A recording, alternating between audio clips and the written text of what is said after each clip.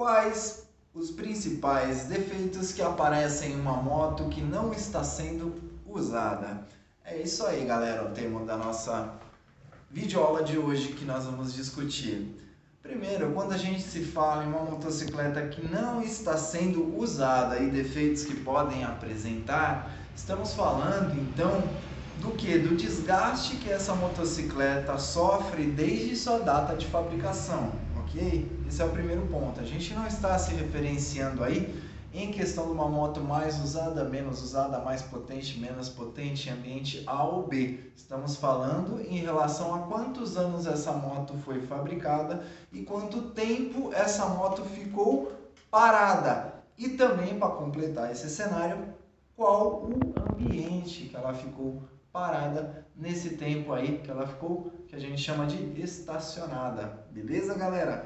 Então, se estamos falando aí a respeito de fabricação, a gente sabe que todas as partes da moto sofrem desgaste pela falta de uso, pelo abandono, como a gente falou aí em oficinas passadas. Que partes são essas? Plásticos, as borrachas, fluidos, bateria, até mesmo a pintura pode ficar inutilizada e precisar ser reparado um desses itens ou vários desses itens para que a moto volte a rodar, não é? Então, existem vários fatores que levam a moto a estragar suas partes mais cedo ou mais tarde, beleza? O que influencia nesse processo ser mais acelerado ou menos acelerado? O meio ambiente em que essa moto ficou estacionada. Exemplo, se a gente está falando de meio ambiente, a gente vai começar citando um extremo máximo, que a gente fala que é o litoral. Pelo litoral possuir uma larga escala de sal, e esse sal se encontrar desde as areias das praias, que naturalmente ventam para as pistas e entram em contato com a motocicleta, até mesmo aí para esse sal que vem também dissolvido, além da areia, esse sal pode vir dissolvido no ar, com o que a gente conhece como maresia, que é o ar úmido com enormes quantidades de sal. Esses causam danos graves à moto, tá? A gente pode citar aí danos principalmente na parte metálica, ferrugem, beleza? A pintura fica fosqueada, isso é natural. As borrachas e plásticos sofrem um ressecamento, ou seja, todos os adesivos da moto podem aí subir rebarbas, querendo soltar. O verniz sobre a pintura da moto, se for uma pintura refeita, um verniz de uma qualidade não boa, pode amarelar. Se não for verniz rígido, próprio de montadora, pode amarelar também, tá? Os pneus podem sofrer rachadura por causa do sal, podendo até, se for um pneu sem câmera, vir a vazar, vir a ficar murcho. E mais o que pode acontecer? Todas essas partes aí sofrem um desgaste que um modelo do mesmo ano não sofreria se não tivesse nesse cenário.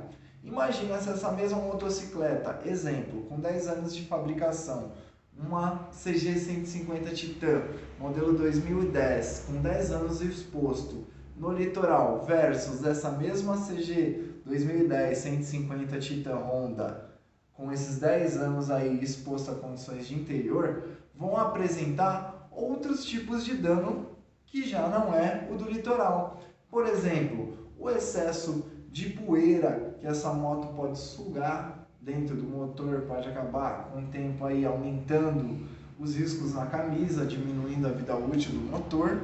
Isso é natural. Se ela estiver parada ali, vamos dizer que essa poeira misturada com água, a umidade do próprio oceano, mais a poeira que é depositada constantemente nessa moto aí, causa o quê? Lama, sim, lama sobre a sua moto, e essa lama, se não for limpada, se não for higienizada, protegida a moto, causam manchas na pintura que são irreversíveis, coisa diferente aí do litoral, que causa o quê?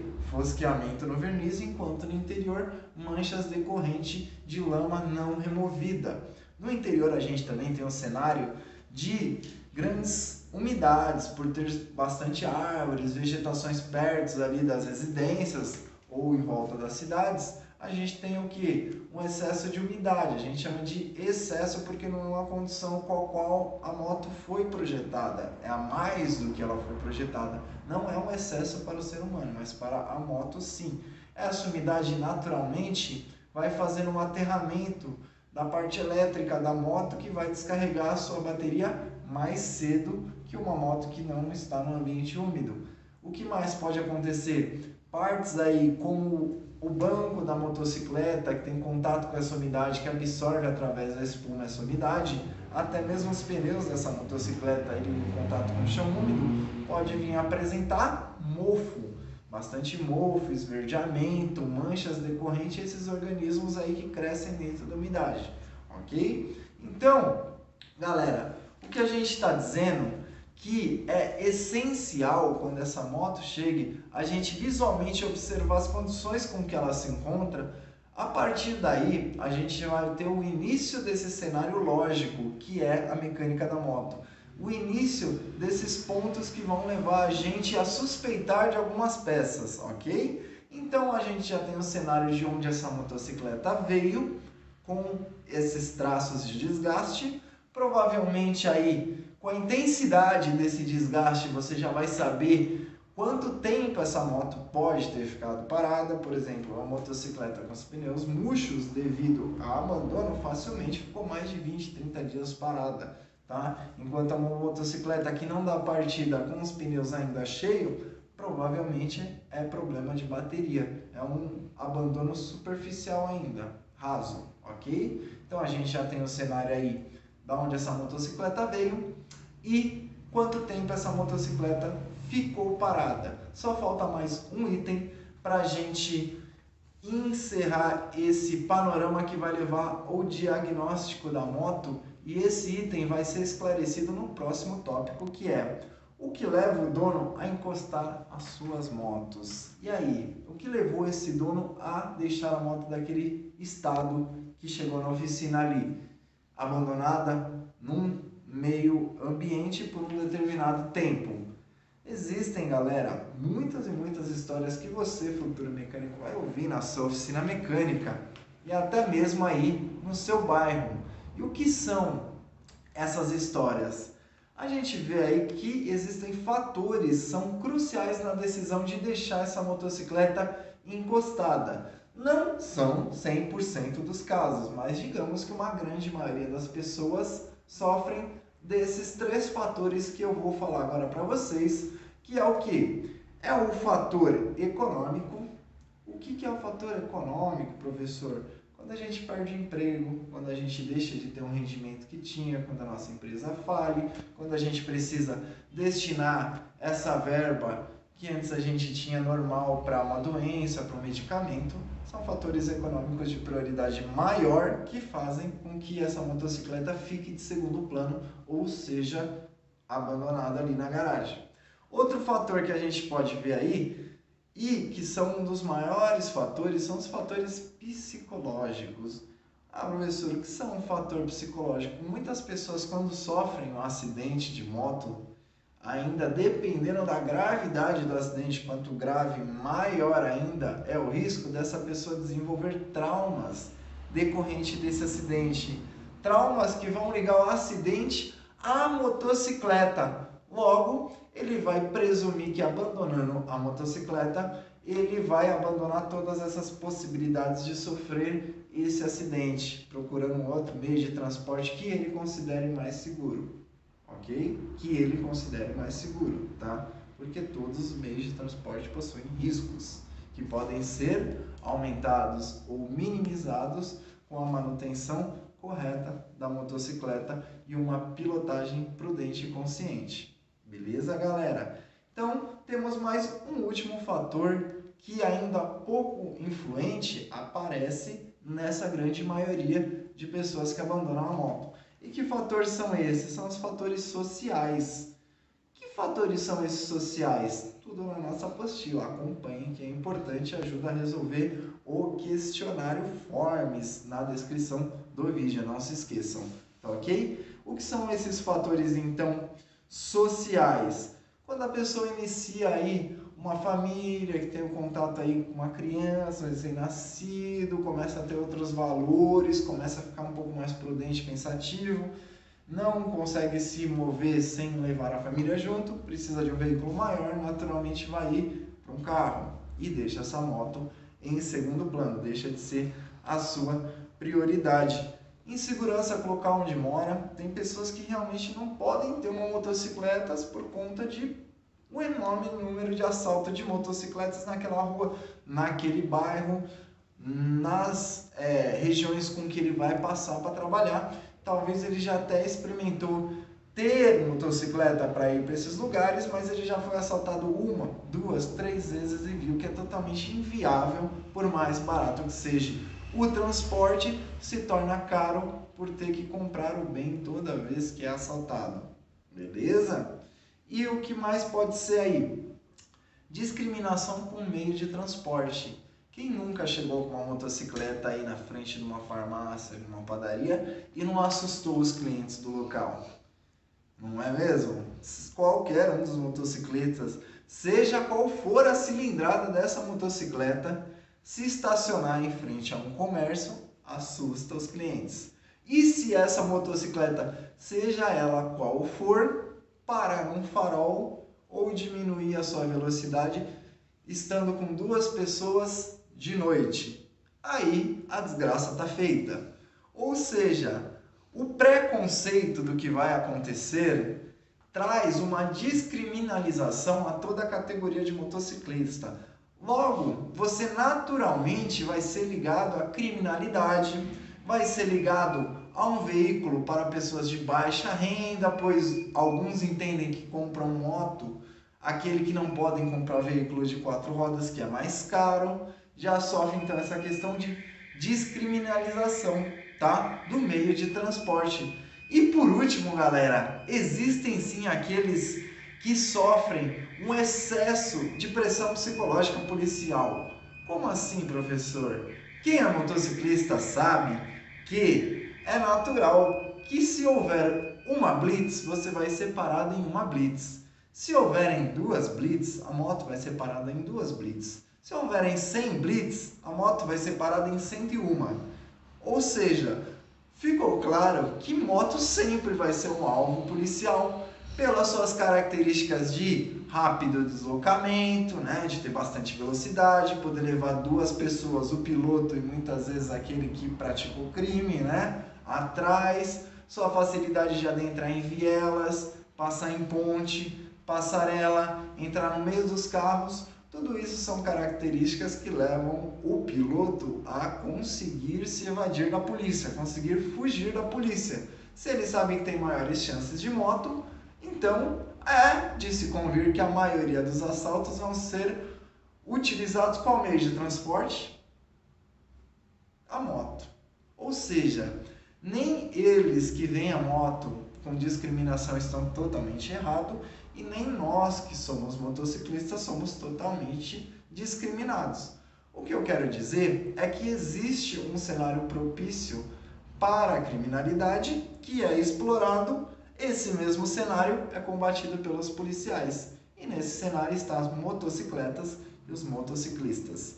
Isso para algumas pessoas é uma pressão psicológica muito grande, não gostam de passar por revistas policiais, ficam chateados pelo modo abrupto da fala policial, do gesto policial, muitas vezes se acham autuados indevidamente por uma perseguição ao motociclista. Existem todas essas variáveis que você, motociclista, sofre e leva também o proprietário a encostar a sua moto. Ou seja, a gente acabou de discutir a respeito de 3 fatores que levam o proprietário a encostar a sua moto, que são os fatores econômicos, psicológicos, sociais. Esses fatores que levam o seu proprietário a abandonar a sua moto é o 3º pilar do assunto anterior, que fecha o nosso panorama de diagnóstico, onde a gente visualmente observa em que meio ambiente essa moto estava exposta.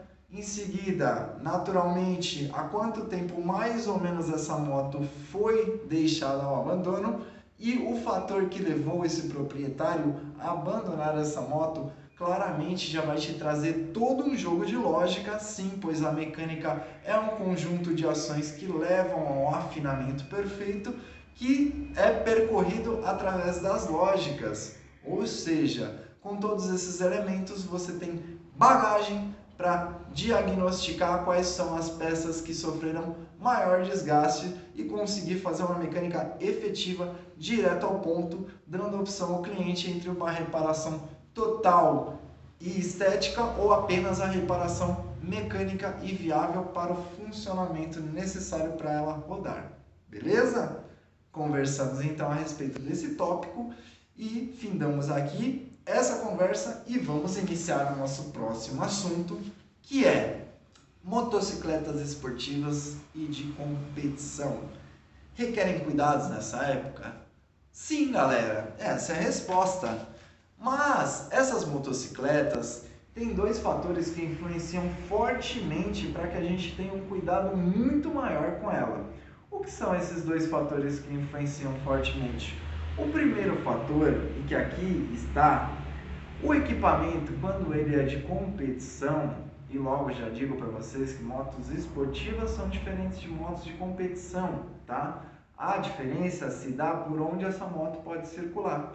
Tanto as esportivas quanto a de competições, muitas das vezes possuem uma cilindrada bem elevada, não é? Para vir a conseguir um torque máximo aí que você não teria numa moto convencional, ok? Temos as exceções, pois possuímos competições de baixa cilindrada também de motocicleta, beleza? Mas se a competição se dá em altas cilindradas pela disputa do menor tempo dentro de um trecho, ou seja, quem corre mais naquela pista, todas as peças que são dimensionadas para aquela moto de alta cilindrada, para aquele canhão, são dimensionadas para ter um uso perfeito e afinado. Ou seja, qualquer peça que estiver, mesmo que milimetricamente ou centesimamente danificada, pode vir a produzir um atraso na moto, pode vir a produzir uma perca de milésimos de segundo numa aceleração, numa curva, numa retomada, numa freagem, numa ultrapassagem, que vai diferenciar o piloto entre o primeiro lugar e o último colocado da competição. Sim, a competição se dá nos últimos pontos milimétricos da moto e não antes, ok? A motocicleta esportiva, por sua vez, tem todos esses tratamentos nas suas peças com a possibilidade de poder circular nas ruas, porque ela tem placa. Além de ela possuir placa, ela possui sistema de iluminação, farol de iluminação, alto, baixo, lanterna, setas, freio, lâmpada de placa. Ou seja, essa iluminação que é obrigatória em todos os veículos, mais o adjunto da placa devidamente registrada com a sua documentação, faz com que essas motos de altas cilindradas possam rodar em ruas, ok? Lembrando sempre de respeitar as leis, claro. Não diz que essas motos não precisam seguir a lei. Sim, precisam, sim. Apenas tem a possibilidade de poder andar com essa moto que foi produzida para competição no modo de lazer, nas ruas. Já a moto de competição tem esse mesmo fino tratamento, esse mesmo fino cálculo em todas as peças, porém ela não possui essa documentação civil. Ou seja, elas são praticamente brinquedos de competição. Ou seja, tem que ser deslocado em cima de um carreto até o local confinado de competição e só vai poder fazer o que? A utilização desse brinquedo na pista adequada, estando de acordo com todas as normas de segurança, tá? Que a pista requer, ou seja, ela é exclusivamente para local restrito, muitas vezes com um propósito competitivo, financeiro e não de desfilar buscando estética nas ruas, ou seja, se empenha muito mais em questões que deixam o motor mais potente, a moto menos leve, com menos acabamentos, uma vez que a gente tem a questão da potência, conforto e acabamento unido numa mesma motocicleta esportiva na rua. Temos esses dois cenários. Essas motocicletas, por suas vezes, jovem, elas têm dois fatores que influenciam a dificuldade. O primeiro acabamos de discutir, que é o cuidado com o afinamento das peças que podem gerar resultados negativos. E o segundo, como essas motocicletas não são produzidas em larga escala, muitas vezes elas não são produzidas no Brasil, pois a gente não possui um mercado tão interessado em motos de competição, tá? Então essas motocicletas muitas vezes são importadas, são motocicletas italianas, espanhóis, americanas, inglesas. E se a motocicleta é importada, é óbvio que as suas peças precisam ser importadas para ser recolocadas ali, para fazer um reparo. Então uma moto que não é ligada num período maior que uma semana, onde é o indicado ao mínimo uma semana ligar a moto, movimentar ela para questão de rolamentos e freios ali entrar em funcionamento, beleza? Calibragem de pneu, verificação do nível de fluido. Se isso não for feito toda semana, você pode aí ter a perca de uma bateria, de um fluido, de uma peça, que vai levar muitos dias para chegar no Brasil, porque ela vai precisar ser comprada na moeda local, ou seja, o dólar, o euro ou a moeda do país que for onde você comprar essa motocicleta, vai precisar pagar impostos de importação e vir através de container. Isso pode levar de 30 dias a 6 meses, um ano e meio para essa peça chegar nas suas mãos, ok? Isso vai gerar o quê? O desgaste de outras peças nessa motocicleta só pelo fato de aguardar o período da primeira peça, que já estava danificada. Então, requer um fino trato, esses são os dois fatores, um fino trato em todas as peças, verificando periodicamente o fluido e a validade dele, mas a atenção de que o abandono dessa moto pode levar à dificuldade de conseguir peças e o período para essa peça chegar pode gerar novas peças danificadas. Vimos dois cenários contundentes a respeito da motocicleta esportiva, que é diferente da motocicleta de competição. Beleza? A gente vai agora findar a nossa videoaula com esse último assunto. Higiene, mantendo o seu veículo bem cuidado e esterilizado contra Covid-19. A gente está vivendo aí, jovem, um novo cenário de contaminação através de um vírus, ok? Esse vírus, a gente já viu que ele é hospedeiro do humano, ou seja, só o humano tem esse vírus. Esse vírus não possui no chão, esse vírus não está na parede, esse vírus está onde? No ser humano. E por onde que esse vírus se transfere, contamina o próximo ser humano? A gente viu aí que os estudos indicam que são os fluidos humanos que fazem a transferência desse vírus. Que fluidos são esses? São lágrimas, né? Saliva, suor, espirro, tosse e até mesmo as pequenas gotinhas de água, as gotículas de água que tem na nossa respiração quando a gente fala, quando a gente respira. Sim, todas essas formas são meios de propagação do vírus. Então, se você coça os olhos e possivelmente encosta numa tomada, você está deixando fluido corporal na tomada. Não é que o vírus se alojou na tomada, o vírus está alojado no fluido que você depositou aqui em contato com outro humano. Vai ir para o quê? Para o fluido dele. Se ele fizer contato com áreas de acesso do corpo, nariz, ouvido, olho, boca, ele vai levar então esse fluido do outro humano para dentro do corpo dele e o vírus está instalado. Foi assim que a gente deu início e se mantém em todo esse problema de pandemia. Pandemia que é então essa infecção mundial através de um vírus humano, beleza? Se a gente entendeu que o Covid-19, esse vírus, se transfere através dos fluidos humanos, o que é pertinente para nós mecânicos e a nossa oficina ficarmos atentos? Primeiro, vale lembrar que como as oficinas são serviços essenciais, elas ficaram fechadas um período muito pequeno nessa pandemia, que foi só na primeira e segunda semana. Depois disso, assim como os postos de gasolinas e farmácias, foi permitido nacionalmente a abertura de todas as oficinas, visto que elas são serviços essenciais para manter outros serviços em funcionamento, tá? Mas é a manutenção de todos os carros aí, policiais, de bombeiro, todas as ambulâncias, na questão aí de nós, mecânicos de motocicleta, a todos os motociclistas que estão abastecendo a população com alimento, entregas e tudo aquilo que a população não pode buscar, são então os motofretes que estão trazendo isso, ou seja, precisa continuar funcionando. Para isso precisam de quem?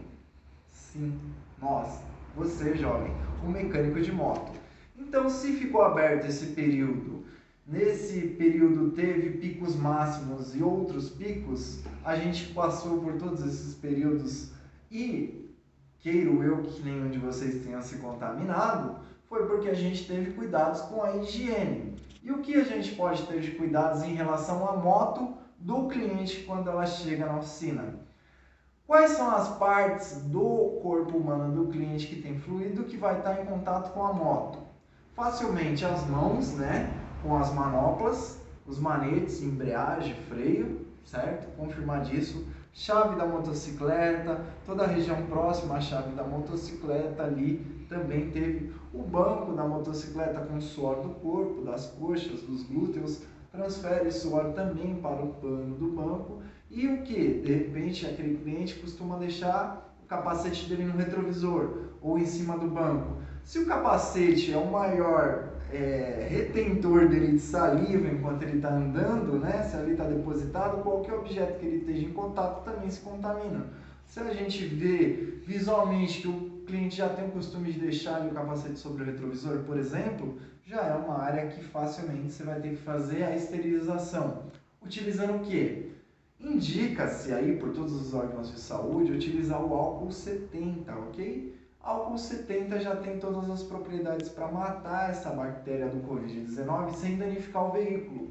Por quê? Já ouvi casos, eu mesmo ouvi casos de pessoas que tentaram higienizar a moto com água sanitária pura e acabaram manchando o banco da motocicleta, mancharam as manoplas, mancharam várias partes da motocicleta aí. Por quê? Porque é um produto sim efetivo, mas demasiadamente abrasivo e acabou danificando a motocicleta do seu cliente. Então tome muito cuidado quando na escolha do produto de limpeza, para ele não ser tão abrasivo a fim de causar um dano na motocicleta do seu cliente. Então essa que é a nossa dica para essa pandemia. Entrou em contato, o cliente chegou ali com a sua motocicleta, você devidamente usando máscara, o cliente também, claro, né? O que você vai se atentar com essa moto antes de mover ela para dentro da oficina? Vir ali com a sua flanela descartável ou o seu papel higiênico e higienizar todas as partes de contato com a moto, o capacete, onde ele deixou esse capacete, para depois colocar esse veículo para dentro do ambiente que vai estar outras pessoas trabalhando, o mecânico. Tomado esses cuidados, você está aí reduzindo muito as chances de contaminação com todos os seus cuidados pessoais de higiene, mais os cuidados aplicados ao veículo que você vai ter contato. Beleza, jovem? Essa aqui é mais uma videoaula, Professor Gui, mecânica de moto, e não esqueçam, temos a apostila e Google Forms na descrição do vídeo. Curte que vale como presença, se inscreva que vale como incentivo. Um grande abraço para vocês e até a nossa próxima videoaula Mecânica de Motos para aluno MSE.